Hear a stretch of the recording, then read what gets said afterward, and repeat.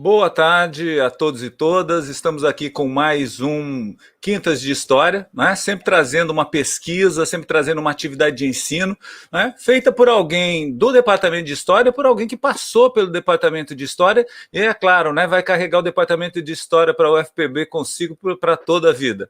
E essas pesquisas são muito significativas, né? Porque a universidade ela tem uma contribuição efetiva do seu corpo discente, né? A universidade é feita, a produção historiográfica é feita por professores, é feita por pesquisadores, alunos, e hoje eu trago aqui uma pessoa que passou pela universidade, passou pelo Departamento de História da UFPB e deixou uma contribuição muito significativa. Tá? Eu estou falando de Daiane Nascimento Sobreira, né? A Daiane, ela é formada pelo Departamento de História da UFPB, né, na graduação, e ela também é mestra em História, também pelo Departamento de História da UFPB, e atualmente é doutoranda pelo Programa de Pós-Graduação em Estudo Interdisciplinar sobre Mulheres, Gênero e Feminismo, né, na Universidade Federal da Bahia.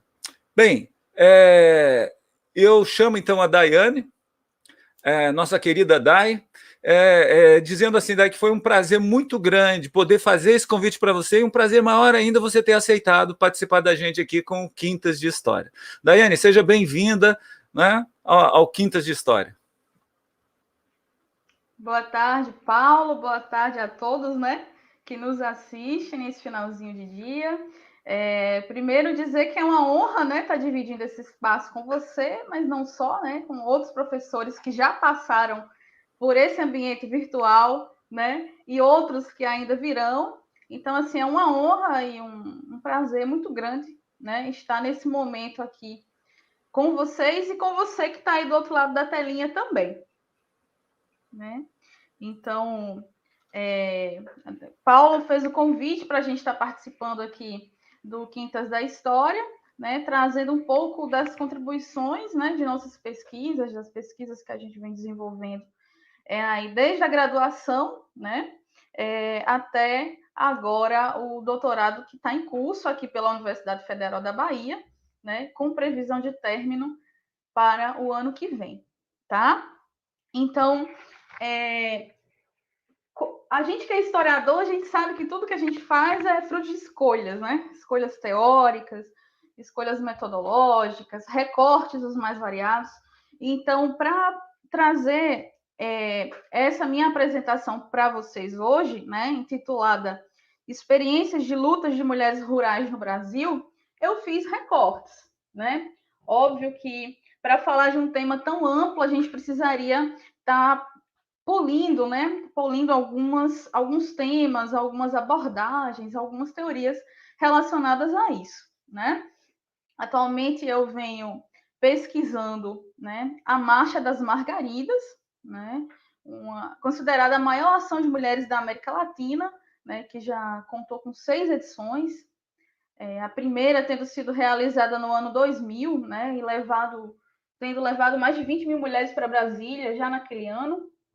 E aí a marcha teve edições também em 2003, em 2007, em 2011, em 2015 e, por último, a marcha do ano passado, de 2019, que levou mais de 100 mil mulheres para Brasília, né, em agosto do ano passado, e que se juntou a uma outra marcha importante, né, que foi a primeira marcha das mulheres indígenas. Então, ano passado, as margaridas, né, se juntaram às mulheres indígenas, dizendo, né, aqui vêm, aqui lutam, né, e por que estavam em Brasília naquele momento, né, mostrando, né, impondo ali a sua plataforma política que vem se aprimorando desde a primeira edição realizada lá no comecinho dos anos 2000, tá?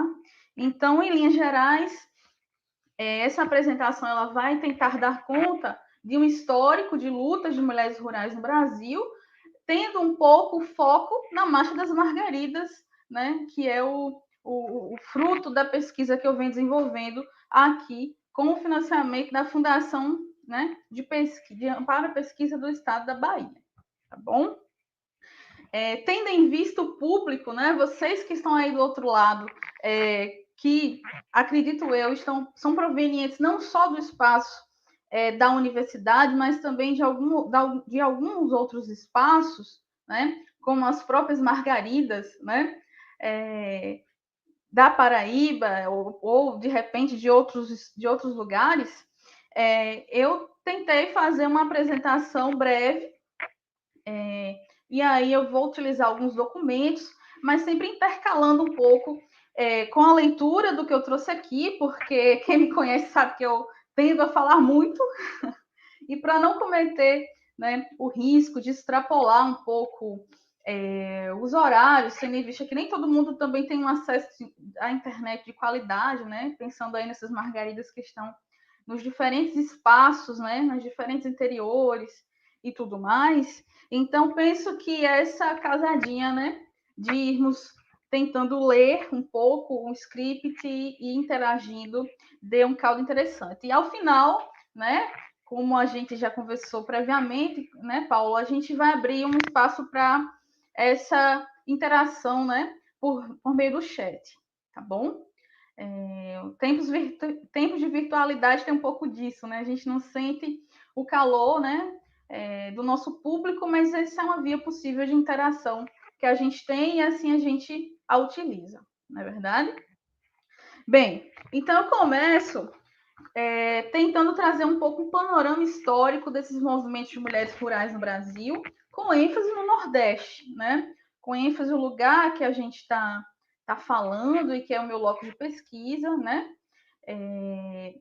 Que é o Nordeste, tá? Então, as décadas de 70 e 80, elas foram marcadas no Brasil por críticas aos modelos instituídos no cenário político e na cultura, criando-se condições para que os movimentos de mulheres rurais tenham surgido como reflexo inicial de trabalho de base dos setores progressistas da Igreja Católica e da consolidação dos movimentos feministas e de mulheres. Contudo, é importante frisarmos a existência de lutas muito mais longínquas de homens e mulheres nesse macroespaço, nada homogêneo do rural no Brasil. A historiadora e atual presidente da ANPU, Márcia Mota, ela nos alerta para um certo apagamento das lutas e conflitos rurais na historiografia brasileira. Quando muitos, esses debates se regionalizam, são inseridos nas discussões da história regional. É fato que as discussões sobre história agrária ainda são apartadas de um debate maior sobre a história do Brasil. Esse debate, para tanto, não é o nosso foco. Nosso foco é nas mulheres, nós, as excluídas da história, sujeitas de pouca memória, a lembrar a historiadora francesa Michelle Perrault. No texto Práticas da Memória Feminina, Perrault metaforiza a ideia do teatro, no qual as mulheres aparecem como tênues sombras ao longo da história, o que se agrava quando partimos em busca de informações de registros de mulheres populares, cativas, que não deixaram de resistir em seus tempos.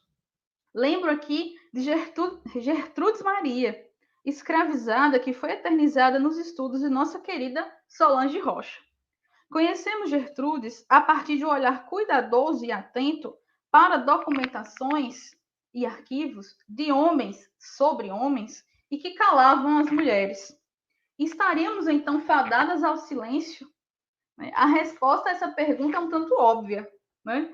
Pois, do contrário, eu, uma mulher rural e jovem, não estaria nesse espaço virtual falando sobre as minhas pesquisas sobre mulheres também rurais, do campo, das águas e das florestas, e que se articulam em torno da Marcha das Margaridas, como disse, a maior ação de mulheres da América Latina.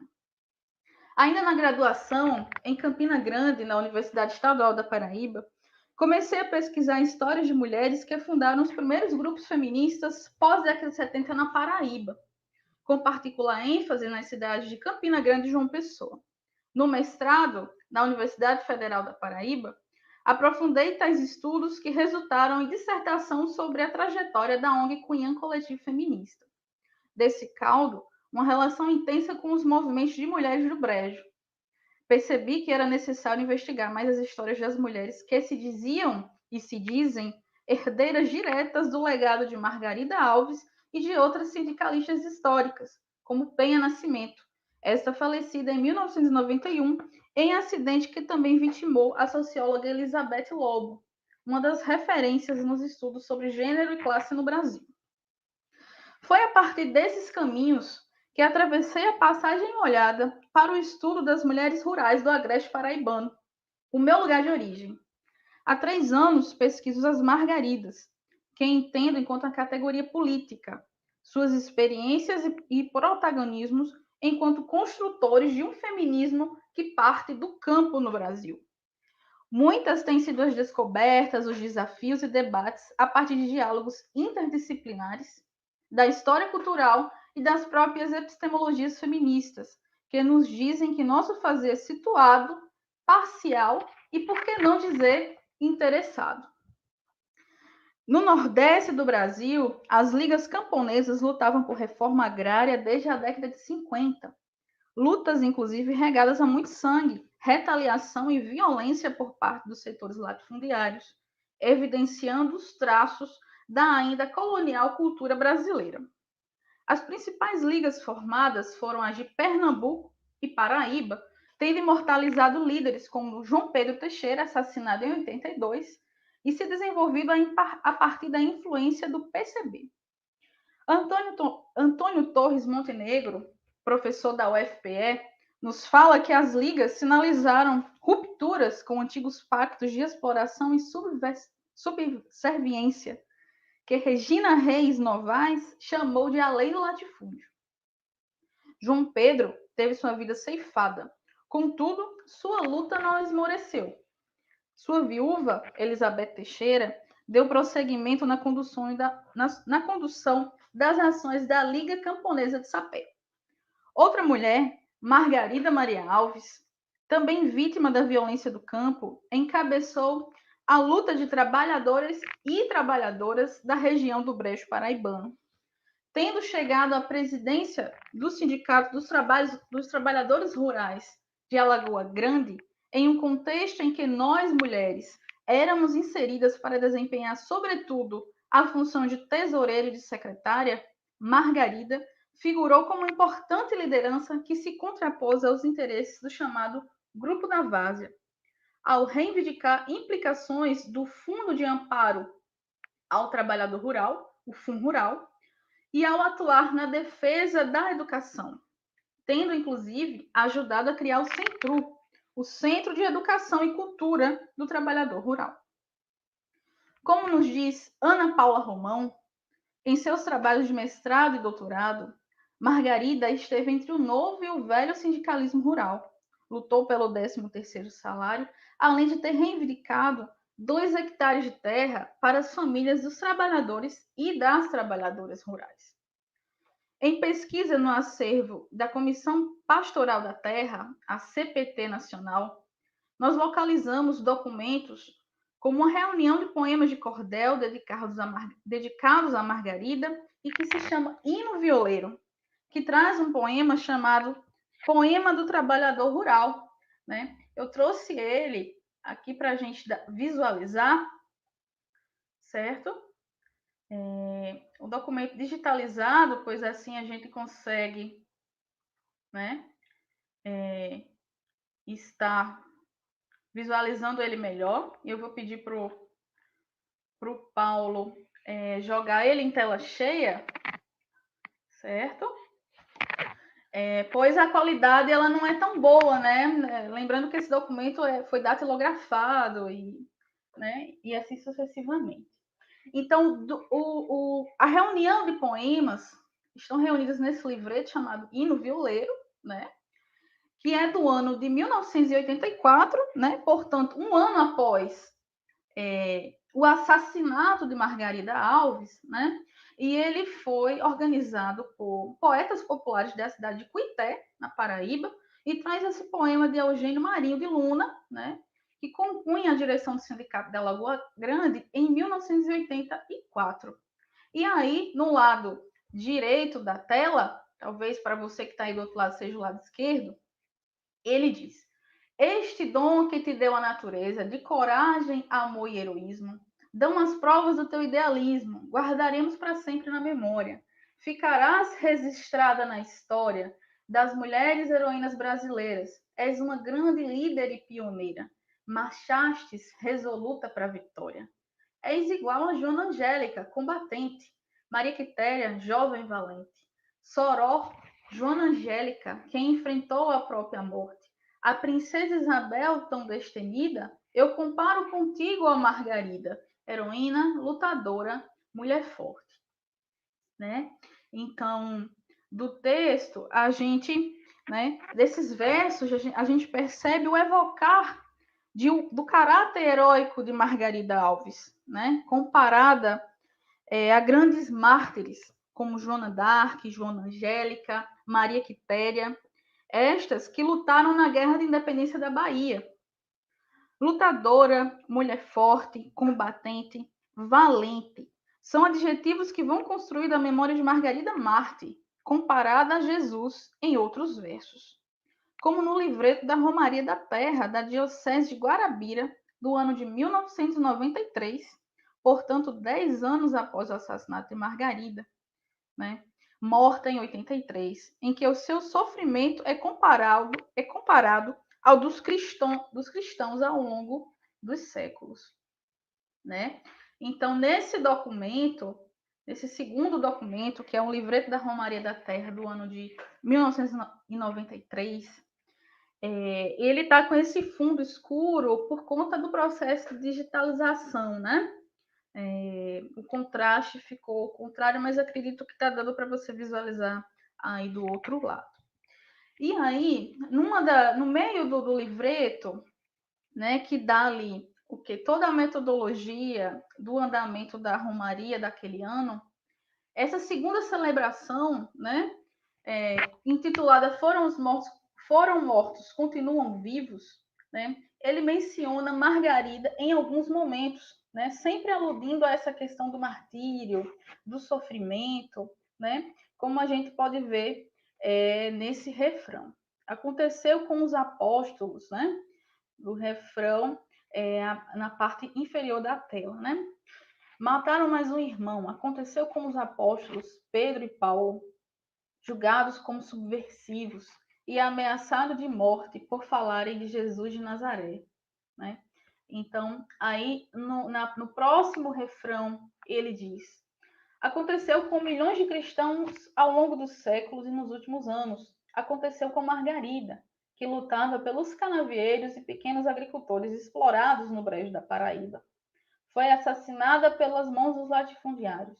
E Margarida dizia: é melhor morrer na luta do que morrer de fome, né?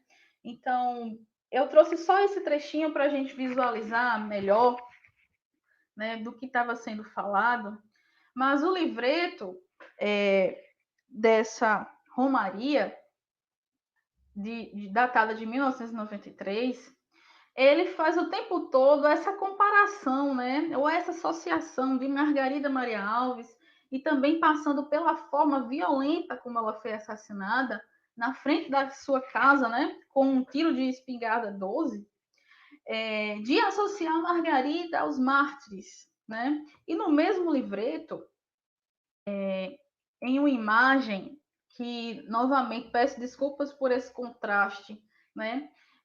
Escuro, né? Que força um pouco mais a gente para a gente entender, né, o que é que a imagem está querendo passar. Nessa imagem também tem uma associação direta, né? Em que um túmulo, né, ornado de flores, traz o nome de Margarida Maria Alves, a data de sua morte, né? E ao redor dessa imagem central, a gente lê uma série de nomes como Negro Fuba, Pedro Teixeira, Adelaide, Bila, Zé de Leila, Chico Mendes, né? Pedro Fazendeiro, e alguns outros tidos também como mártires, né? Pessoas que foram perseguidas durante o regime civil-militar na Paraíba, ou em outros lugares, né? Como é o caso do Chico Mendes, desculpem, voltando, como é o caso do Chico Mendes, né? Então, assim, esse documento foi um documento riquíssimo que que a gente conseguiu localizar no arquivo, né, da CPT Nacional, que inclusive está online, né, para quem quiser também estar buscando documentos relativos aos estudos de história agrária, de conflitos no campo, né, aqui no Brasil, recomendo, é um acervo muito rico, inclusive que conta com muitas fotografias, né? Então, a gente conseguiu estar trazendo esses documentos e problematizando um pouco isso, né? Inclusive, é um movimento que eu faço na minha tese de doutorado, né? Que está em andamento, né? Então, segue um pouco essa dica também de pesquisa, né? Muitas pessoas, muitos alunos, né? Que participam da Quintas da História também, né? Podem, porventura, estar buscando seus objetos de pesquisa. Então, segue uma dica também para quem quer trabalhar com essas temáticas, né? Esse acervo de documentação que é o da CPT Nacional, tá? Então, Margarida, né, talvez não deixasse transparecer uma conflitiva relação que é a da mulher e o sindicato, né, nesse momento, na década de 80. Margarida era uma exceção. Para tanto, como nos sinaliza Gema Galgani Esmeraldo, professora da UFC, Ceará, as mulheres rurais que não tinham posição na classe tiveram que criá-la, tendo se organizado a partir de outras frentes. E é aí que entra a emergência dos movimentos de mulheres rurais de forma mais organizada, né? Brigando por espaço, pelo próprio reconhecimento da categoria trabalhadora rural, pelo acesso à saúde, pelo acesso à educação, pautas que, embora a gente saiba que historicamente tenham tido avanços, ainda estão no calor da hora, não é verdade? E a própria incidência que a Marcha das Margaridas vem fazendo hoje reflete um pouco isso, né? No Nordeste, é da década de 80, o movimento de mulheres trabalhadoras, o movimento de mulheres do Brejo e o movimento de mulheres trabalhadoras rurais no Nordeste, esse oficialmente fundado em 1993. No Sul, surgiram o movimento de mulheres agricultoras e o movimento de mulheres trabalhadoras rurais do Rio Grande do Sul. Em 1986, o MMT, em parceria com a recém-criada CUT Paraíba, organizou em Guarabira o primeiro encontro de mulheres trabalhadoras, né? E aí a gente vai trazer também trechinhos de um relatório desse encontro, né? Que vai marcar ali os principais temas, né? Que saíram das reuniões de base com essas mulheres, que foram lutas por terra, saúde, direitos trabalhistas e educação, né? E esse relatório, também localizado no arquivo da CPT, mas também em outros arquivos aí da Paraíba, como o próprio SEDUP, o próprio arquivo da Cunha Coletivo Feminista, né? Esse relatório ele traz alguns depoimentos, né, de mulheres.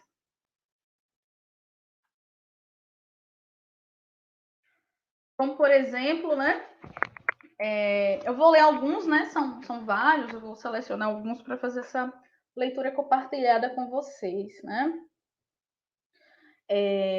Então, o primeiro depoimento, né, nesse primeiro bloco, sobre o tema da maternidade, da saúde e do controle da natalidade. Né? O primeiro depoimento, um pouco maior, né, com 6 linhas, ele traz: não é justo uma pessoa sofrer tanto em busca de tratamento médico.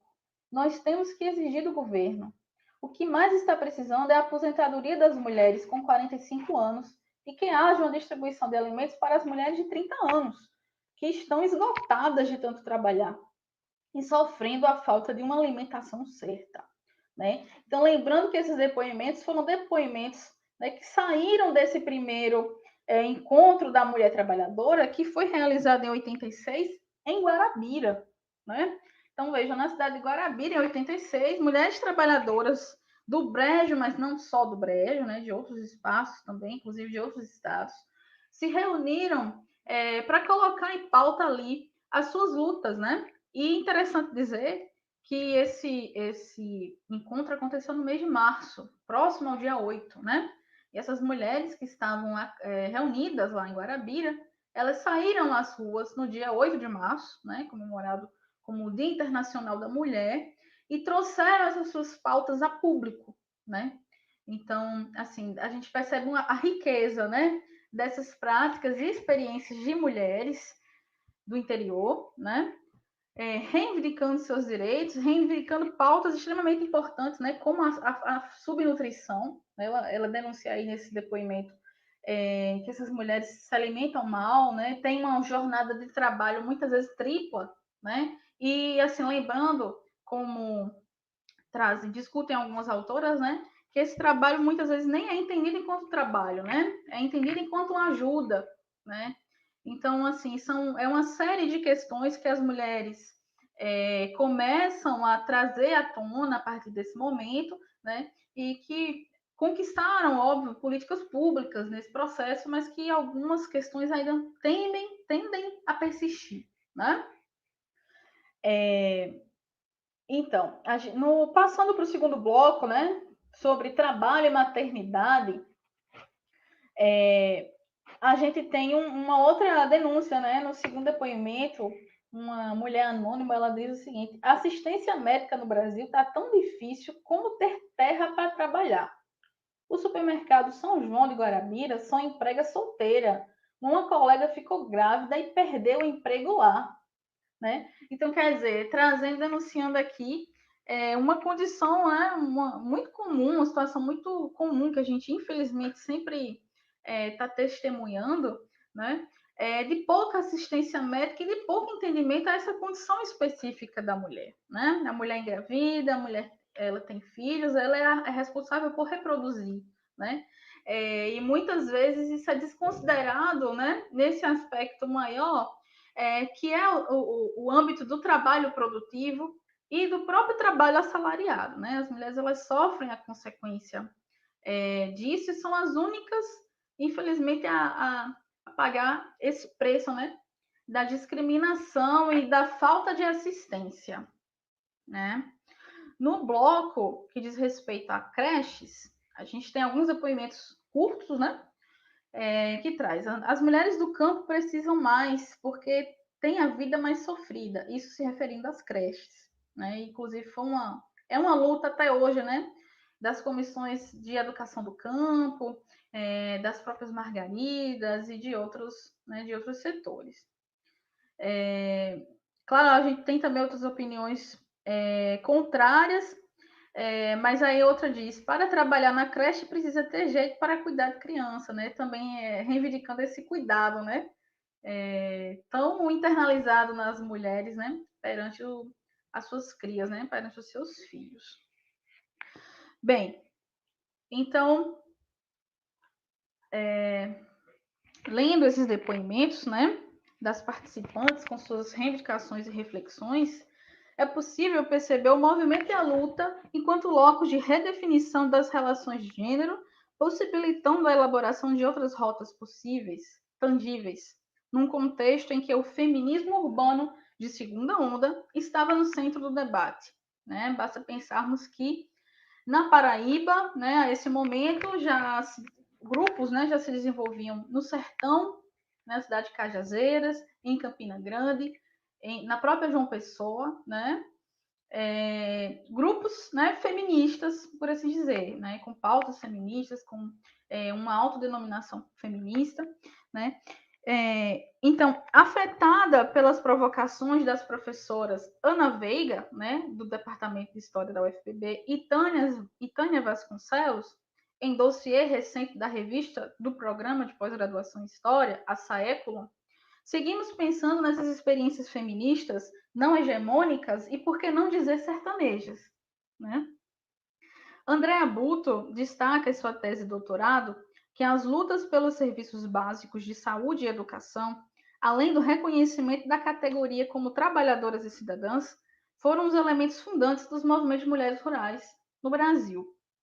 Buto elucida ainda que as décadas de 90 e 2000 representaram uma transnacionalização das lutas num contexto em que os novos movimentos sociais ganharam visibilidade em detrimento dos sindicatos. Nesse sentido, mas de modo não tão contínuo assim, Os movimentos de mulheres rurais, ou essas mulheres em movimento, conquistaram vários direitos específicos a partir de negociações ou mobilizações nacionais, como a Marcha das Margaridas, e suas atuações por melhorias de condições numa realidade interseccionada. Iniciada no ano 2000, em um contexto difícil neoliberal, a Marcha das Margaridas levou já em sua primeira edição mais de 20 mil mulheres para Brasília, o centro do poder político. Enquanto a pauta da reforma agrária foi ritmada pelo Movimento Sem Terra, as Margaridas deram o tom na luta pelo reconhecimento da categoria trabalhadora rural. Não só essas, mas a luta por educação, saúde, programas de assistência técnica e acesso ao crédito foram e são pautadas por essas margaridas em marcha. Em marcha. É esse um consenso perceptível nas falas dessas mulheres que, decididas, vão florir Brasília a cada 4 anos com suas cores, seus adornos, bandeiras e chapéus de palha. E aí eu trouxe para vocês algumas imagens, né, para a gente tentar ilustrar um pouco, para quem não conhece, né, o movimento da Marcha das Margaridas, visualizar, né, como é que essas mulheres elas, né, elas se organizam, como é que elas ficam dispostas lá em Brasília durante esse período, né, a cada 4 anos. Então, as últimas marchas elas levaram mais de 100 mil mulheres, né, dos diferentes territórios, das diferentes regiões do Brasil, para Brasília. Tive a oportunidade de estar junto com elas, né, na última edição, que foi realizada nos dias 15 e 16. E lembrando que essa data de realização da Marcha das Margaridas dá-se nesse momento, né, em uma alusão direta ao aniversário de morte, né, de assassinato de Margarida Alves, né, que foi assassinada no mês de agosto de 83. Né? Então, as margaridas elas se organizam, ficam em Brasília durante 2 dias, geralmente durante 2 dias, onde participam de oficinas, participam de reuniões, de plenárias, né, de uma cerimônia de abertura, geralmente que conta com a participação de parlamentares, né, de mulheres do campo progressista, bem como das próprias representantes das comissões, né? Como é o caso da própria CONTAG, tá? Então, elas na marcha, elas levantam suas bandeiras, né? Levantam suas pautas em defesa das sementes crioulas, pelo bem viver, em prol da democracia, né? Contra a reforma da Previdência. A última marcha teve esse tom assim, muito forte, né? E algumas fotografias que eu trago aqui foram feitas por mim, né? Nesse momento. Outras foram recolhidas, né, em arquivos como da Mídia Ninja, né, um portal de notícias, né, alternativo, muito interessante, né? Então, como eu disse, uma marca dessa última edição da marcha foi justamente um encontro com a Marcha das Mulheres Indígenas, né? Que foi de uma potência incrível, né? Essa junção de forças lá em Brasília, né? E que seguem juntas, né? A gente segue em marcha. Na verdade, é como eu disse, um lema muito forte, né? Seguiremos em marcha, né? Até que todas sejamos livres. Então, na verdade, a Marcha das Margaridas não para, né? Esse é um momento pontual, né? Significativo, muito significativo, que acontece há 4 anos, mas, na verdade, a marcha não para, né? E aí eu trago alguns perfis de mulheres, né? De diferentes jeitos, né? De diferentes caras, de diferentes personalidades e sotaques, né? E o ato final da marcha, ela geralmente acontece próximo ao Palácio do Planalto, né? Como a gente vê ali no canto superior da tela. E as mulheres geralmente se organizam ali, tem um ato de encerramento e retomam de volta, energizadas, né? Para seguirem na luta em seus municípios, em seus sítios, em seus sindicatos, né? Então, essa foto, né, de mulheres da caravana da Paraíba, mulheres que estão organizadas no território da Borborema, né, e que hasteiam ali a bandeira de Margarida Maria Alves, mas não só, né? A própria Marielle, Teresa de Benguela e outras, né? Então eu tive a oportunidade de ir junto com essa caravana, né? E foi assim de uma potência extraordinária. E esse relato etnográfico eu trago um pouco como no meu trabalho, né? Como uma metodologia que eu uso, a etnografia feminista da Marcha das Margaridas, e que está ali um pouco ainda com discussões em maturação, né? A gente fica nesse eterno amadurecimento mesmo das nossas teorias, dos nossos estudos. E aí eu trouxe um card, né? Dessa sexta marcha, né? Com o lema que foi Margaridas na luta por um Brasil com soberania popular, democracia, justiça, igualdade e livre de violência, né? Que foram macro temas que marcaram mesmo todo esse processo de construção, inclusive no processo de elaboração da plataforma política, né? Foi muito forte e assim, essa plataforma política está disponível na internet, né? Caso vocês queiram visualizar o resultado desse processo de construção coletiva mesmo, que se deu não só em 2019, né? Mas nos anos que antecederam a penúltima marcha e até esse momento aí de eclosão, né? Em agosto. Certo? Então, voltando aqui. A historiadora norte-americana Rebecca Solnit nos adverte que o marchar, enquanto uma expressão pública, alude a um caminhar organizado, geralmente coletivo e com algum fim.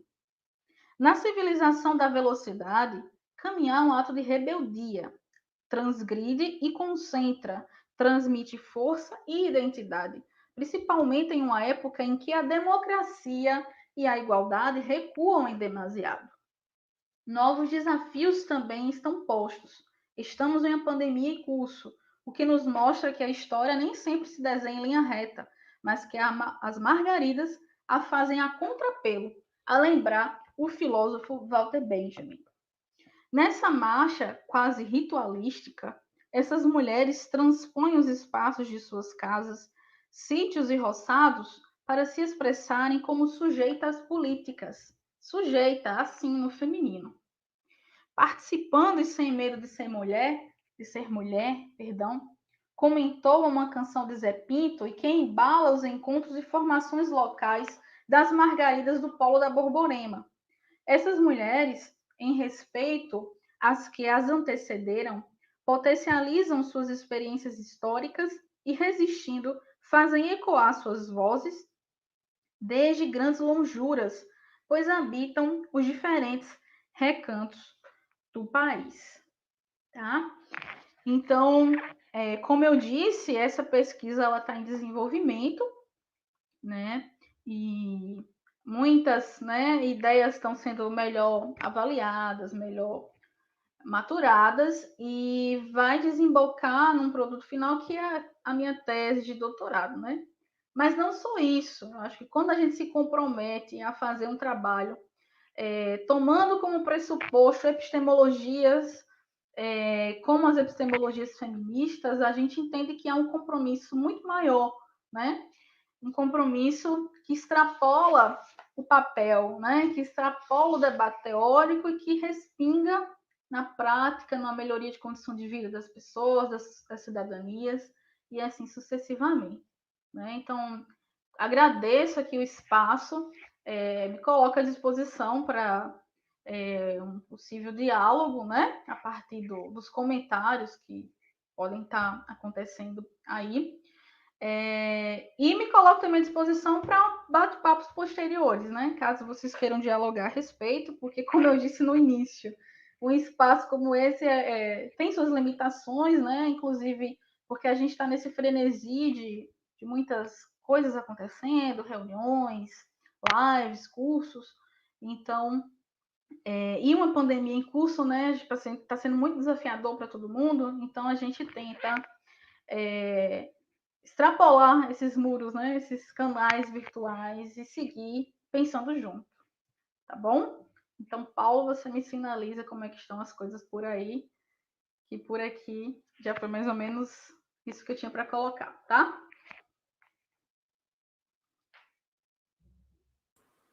Tá joia, Dai. Obrigado aí pela sua exposição, né? Nos esclarecendo bastante sobre a luta das mulheres aí no âmbito rural. Dai, eu tenho aqui, né, uma fala, assim, muitas, né, congratulações, né, elogiando o seu trabalho, elogiando, né, você como historiadora, pesquisadora, mas tem aqui uma fala do Clodoaldo Sobreira, lá de Lagoa de Roça, né, da Meu pai. Paraíba. Você, eu acho que ele está colocando, você não narra, não narra como foi morta a sindicalista Margarida. É emocionante, Daiane. Sim, sim, realmente. A morte de Margarida é uma coisa que a gente sempre alude e, assim, o viés da emoção não deixa passar em branco, né? Inclusive, no próprio processo de formação para a Marcha das Margaridas, o ir a Brasília, né? A gente saiu de Campina Grande num domingo, chegamos em Brasília numa terça-feira e Margarida era sempre lembrada, né? Seja nos cânticos, seja nos momentos de oração, pedindo proteção para a viagem, né? Em todos os momentos, Margarida lembrada. A gente costuma dizer que Margarida está presente, né? E eu chego a me emocionar mesmo do lado de cá, me arrepiar quando eu trago essas questões, porque entendemos que nós somos herdeiras direta dela, né? E não só de Margarida, mas também de outras sindicalistas como a Penha, né? Também lá de Alagoa Grande, contemporânea de Margarida, e outras que estão entre nós, né? Como Soledade Violeira, muito conhecida, né? Que eu tive a oportunidade de conversar com Soledade também antes de irmos a Brasília, ano passado. Então, são mulheres que nos inspiram, né? Mulheres que foram, né, martirizadas, que foram assassinadas de forma brutal, outras por decorrência do destino, mas as pessoas em vida também nos inspiram a seguir lutando, né? E pesquisando e potencializando essas discussões, dando visibilidade a essas mulheres, né? Nas quais eu também me incluo, né? Eu também sou uma Margarida, sou de interior, né? De família rural e etc. Então, é um pouco isso, né? Não tem como não se emocionar ao falar dela. Reforçando um pouco do que você está falando, né? A Ana Veloso coloca aqui, né? Margarida não morreu, virou semente e germinou nas margaridas que aqui ficaram, dando continuidade à sua luta. Isso, inclusive, tem uns materiais muito ricos, né? De cânticos, de poemas, que você consegue estar localizando no site da Contag. E tem uma música em específico que é cantada, né, por uma das mulheres lá de Caena dos Crioulos de Alagoa Grande. E, assim, é uma música que traz muita inspiração para a gente, né? Porque remete mesmo a essa ideia de que Margarida não morreu, Margarida virou semente, né? E a semente, ela multiplicou, ela virou 100 mil, né? Então, de uma, a gente tem 1 milhão, né? Como ela canta lá na sua música, né? Então, esse CD das Margaridas está disponível lá e pode ser baixado, tá? É bem legal.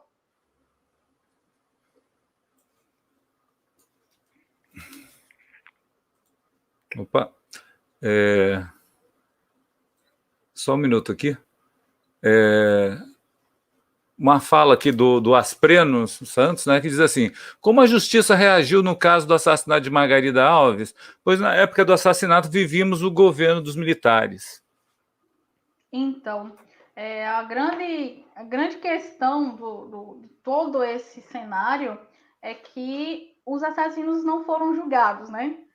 E assim, inclusive, durante todo esse tempo, os movimentos eles se colocaram nessa linha de frente para lembrar que era preciso que o assassinato de Margarida fosse, né, fosse julgado, que houvesse justiça para Margarida. Né? Recentemente, a ministra, né, dos Direitos Humanos, ela esteve na capital João Pessoa e promoveu uma solenidade de reparação simbólica para o caso, né? Indenizando o filho de Margarida Mas não é isso, né, que se espera, não era isso que se esperava. Se esperava que, que Margarida fosse julgada, que o caso de Margarida viesse, né, a trazer justiça para um caso de desrespeito aos direitos humanos tão brutal, né? Há de se pensar que quando Margarida foi morta, repercutiu nacionalmente, né, inclusive em jornais na França, né, no Le Monde. Se você tem a oportunidade de ir na casa dela, que hoje é o Museu Margarida Maria Alves, lá em Alagoa Grande, você consegue visualizar ali no museu as várias manchetes de jornais, né, de várias partes do mundo, em que denunciava-se mesmo, né, que aquele caso, a falta de justiça para o caso de Margarida, era um desrespeito, né, aos direitos humanos. Né? Então, assim, é um caso que, infelizmente, não é só de Margarida, né? Vários outros conflitos pela terra ou de perseguição a lideranças sindicais, muitos não tiveram justiça, né? Até hoje. Então, infelizmente, né? Que a gente traz isso assim com muita lástima. Inclusive, assim, recentemente, muito dessa violência do campo tem aumentado, né? Por N fatores. Ô, Dai, só uma questão aqui. Como foi dito aqui, o assassinato dela ainda acontece durante o período dos militares, e a gente tem um problema muito sério no Brasil, que é a questão de cultuar a memória, né? Uhum. Esse resgate da figura da Margarida e dos movimentos que surgiram a partir dela se deu como, assim, ao longo do tempo, né? Uhum. Paulo, eu vejo que muito desse pedir por justiça acabou desembocando mesmo no que foi a própria Marcha das Margaridas hoje, né? O fato do crime de Margarida não ter sido julgado de 83 para 2000, a gente tem quase mais de 2 décadas, né? Sem julgamento. Então, chega-se em 2000, né? Num contexto em que a gente estava ali vivendo fome, né? Uma pobreza assim muito alarmante, né? E estávamos ali com um governo, né, alinhado aos ideais neoliberais. As mulheres, né, tanto dos movimentos sociais quanto boa parte ligada ao sindicalismo, né, da CONTAG, FETAG e os sindicatos rurais, se organizaram e entenderam que era preciso reivindicar essa justiça antes que o crime de Margarida prescrevesse. Né? É importante salientar isso, que em 2000 tem esse período, né? Eu não entendo muito bem nos trâmites da justiça, mas tinha um período de anos que, se extrapolasse ali, o caso de Margarida prescrevia. Então, foi feita essa incidência, né? E aí levando-se o nome de Margarida para uma marcha que, desde sua primeira edição, já leva muitas mulheres, né? Para o cerne da política brasileira, né, que é Brasília. Você consegue me ouvir? Estou ouvindo. Certo, que deu uma mexida aqui. Então, desde 2000, né, essa marcha já mostrou que veio e já levou o nome de Margarida ainda nessa luta por justiça, né? Então, eu vejo, sim, que tem essa associação direta, né, entre essa impunidade, essa intenção de ir atrás para que o crime não prescrevesse, e também essa necessidade real, né, de poucas condições econômicas, de poucas condições para a vida das mulheres, principalmente, naquele momento, né, início dos anos 2000. Ô, Dai, isso daí é uma curiosidade minha, tá? Em relação ao movimento, porque é um movimento, como você falou, né, de natureza rural, você está pegando as mulheres, né, ligadas ao campo e que fazem aí né, esse grande movimento aí, uma aglomeração bastante grande e tal. Mas eu fico pensando o seguinte, em termos de movimento feminista, existe essa visibilidade das margaridas dentro do movimento no geral? Como é que é isso? Né? Chega a ter uma dimensão nacional, né, de representatividade do movimento? Paulo, então, essa é uma das questões que eu tento analisar no meu trabalho, né? tentar pensar isso mais a fundo. Desculpa, porque basta pensar, melhor dizendo, eu parto do pressuposto que a Marcha das Margaridas ela é um grande guarda-chuva que aglomera em si diferentes formas de se fazer feminismo e diferentes organizações, diferentes posturas, né? Porque é preciso entender que existem feminismos, né? No plural. Inclusive esse feminismo que é também um feminismo de governo, que foi marca do Brasil nos últimos tempos, né? A gente tem figuras ligadas aos movimentos sociais, aos movimentos feministas especialmente, mas que também estão inseridas na estrutura do governo, né? Então, assim, eu pensar a Marcha das Margaridas, a meu ver, é também pensar nesses diferentes feminismos, né? E é pensar também num feminismo que é o feminismo da marcha, que eu né, procuro, vamos estudar melhor isso, mas que eu trago assim, é esse um feminismo rural no Brasil, né? Essas mulheres, elas têm posturas extremamente autônomas desde as suas bases, né? E desde, se a gente for olhar historicamente, desde a década de 70, 80, reivindicando espaço nos sindicatos, né? Quando muitas vezes os diretores, os presidentes relegavam ela à condição de fazer o cafezinho, né?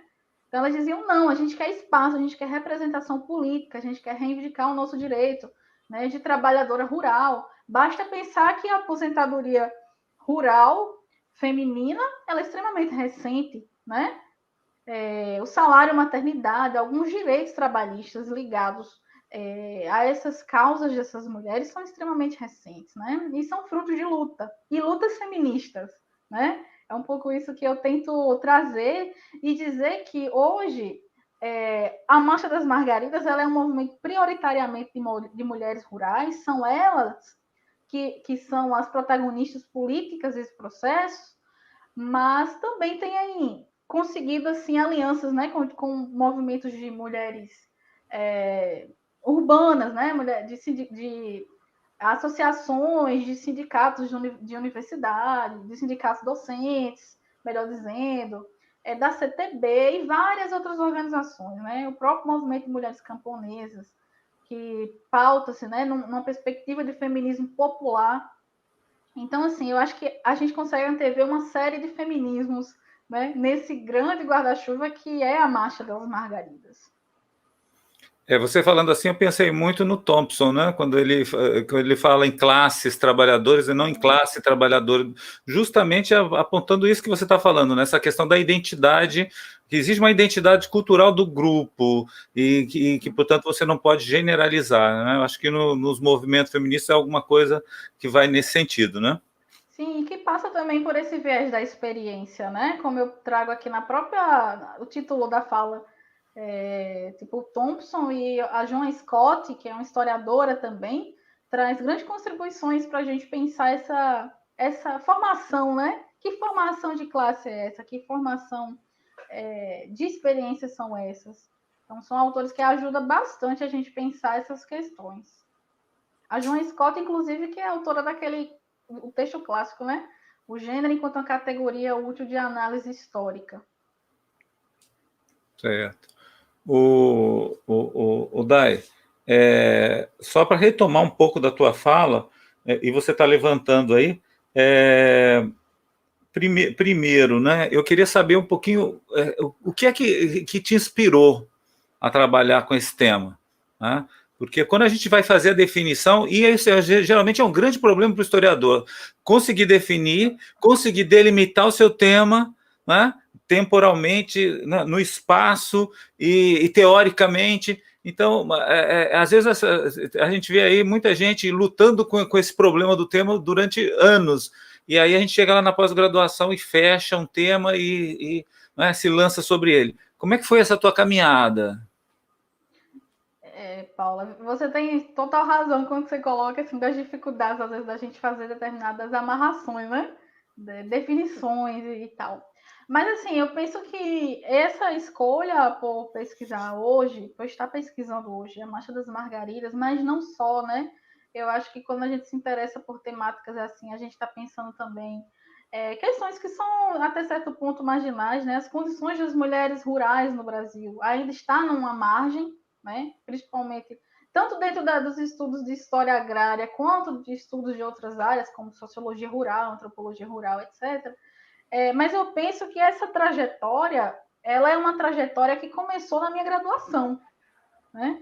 Eu penso que começou ali, quando eu comecei a pesquisar os primeiros grupos feministas que surgiram em Campina Grande, no ano de 1982 e 1984, que eu já comecei ali, muito novinha também, menor de idade na época.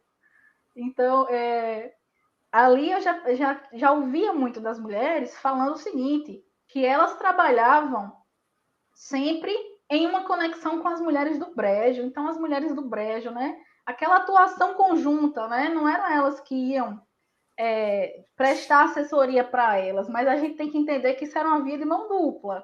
Ambas estavam ali naquele movimento, né? Naquele percurso, naquela trajetória. E aí, quando eu entrei no mestrado, essa discussão se aprofundou ainda mais, porque eu fui estudar a Cunhã Coletivo Feminista, a história da Cunhã Coletivo Feminista, e da mesma forma, muitas dessas mulheres desenvolviam vários trabalhos com mulheres do Brejo, principalmente depois da morte de Penha, né? Pensando aí já na década de 90. Só um instante. Então, assim, aí a partir daí, acho que um ponto muito importante também, e isso é uma coisa que eu faço questão de reforçar nos meus trabalhos, que é assim, a questão do lugar situado, onde eu me situo no mundo, né? O meu lugar, eu sou filha de agricultores familiares, que inclusive estão me assistindo aí com certeza, né? Da região do Agreste da Paraíba, naquela região ali próxima a Campina Grande, Lagoa Esperança, Lagoa Seca, naquela região. Então, lá eu comecei a me aproximar muito dos trabalhos das mulheres do Polo da Borborema, a quem eu tenho muito apreço, inclusive, porque foi um marco na minha formação, né? Não só teórica, né? Mas também na minha formação para o mundo, né? Então, ali eu comecei a participar ativamente das marchas que as mulheres de lá fazem anualmente, e a me aproximar, ir para Brasília com elas. Então, assim, foi uma imersão mesmo no meu tema, e a partir daí eu tive interesse de fazer uma especialização em educação do campo, que eu acredito que foi assim um segundo marco, né, na minha trajetória, porque a forma como a pedagogia, né, que chama pedagogia da terra, ela é operacionalizada ali, mudou a forma que eu enxergava os processos didáticos, né, os processos de inserção, de protagonismo e tudo mais. Então, naquele momento, eu já sabia que não tinha para onde eu correr. Eu ia estudar algo que extrapolasse os limites, primeiro, da própria disciplina, né? A gente vem de uma formação disciplinar na história.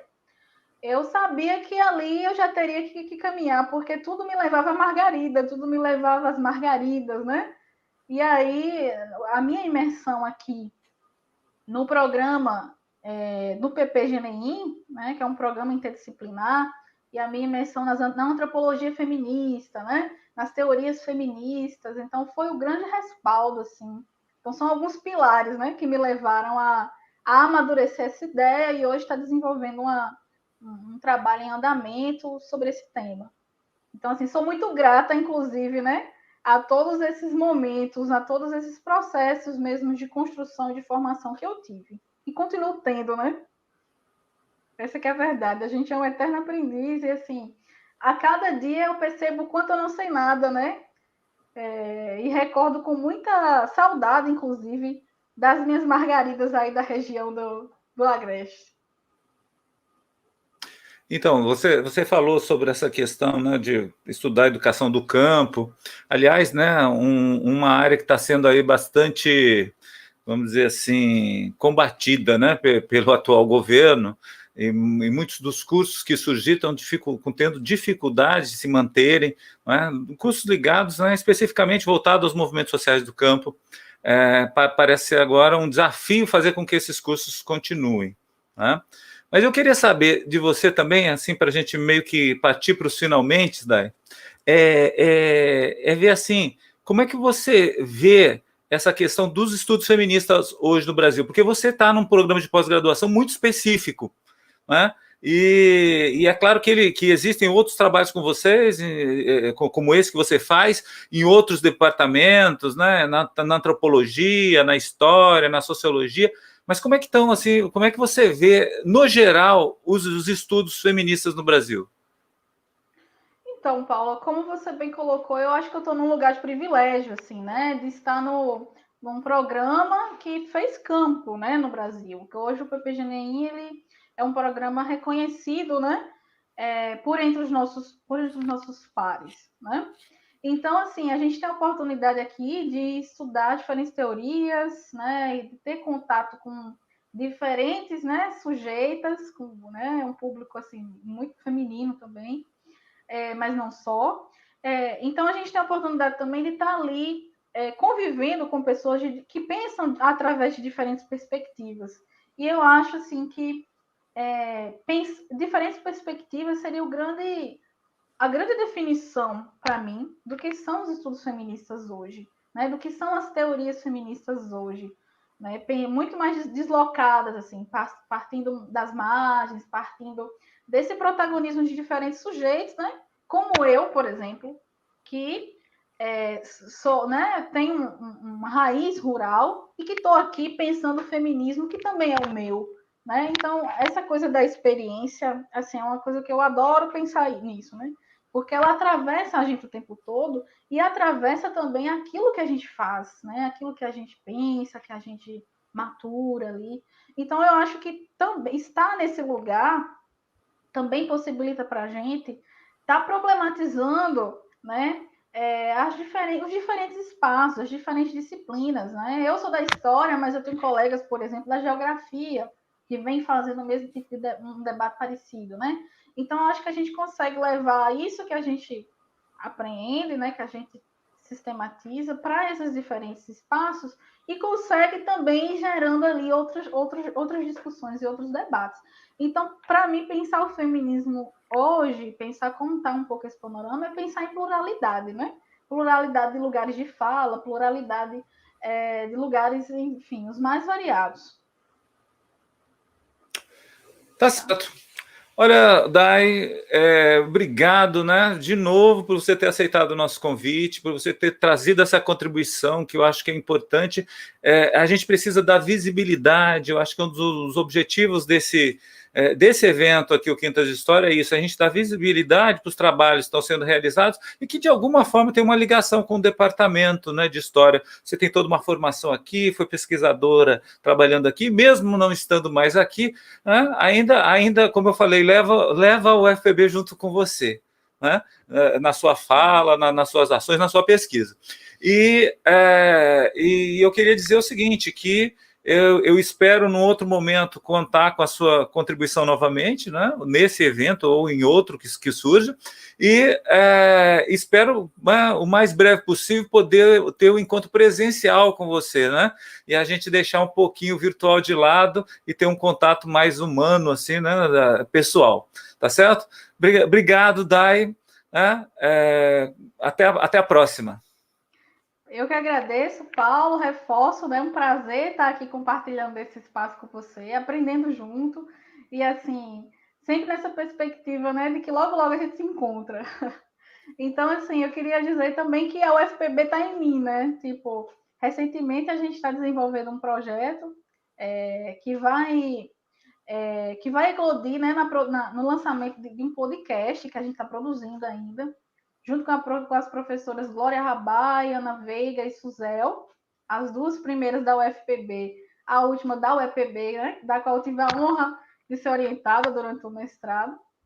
Então, a gente está desenvolvendo aí um podcast chamado Paraibanas, em que a gente traz histórias de mulheres paraibanas que fazem e fizeram a história, né? Nos diferentes espaços. Né? Hoje mesmo a gente teve gravação e logo esse podcast vai estar no ar, né? Contando também com a minha participação nesse processo de construção. Então, assim, eu sou a Paraíba sou eu, né? É uma coisa que eu não quero ficar longe, não. Então, assim, precisando de. É só falar que a gente está super disponível para contribuir, tá bom?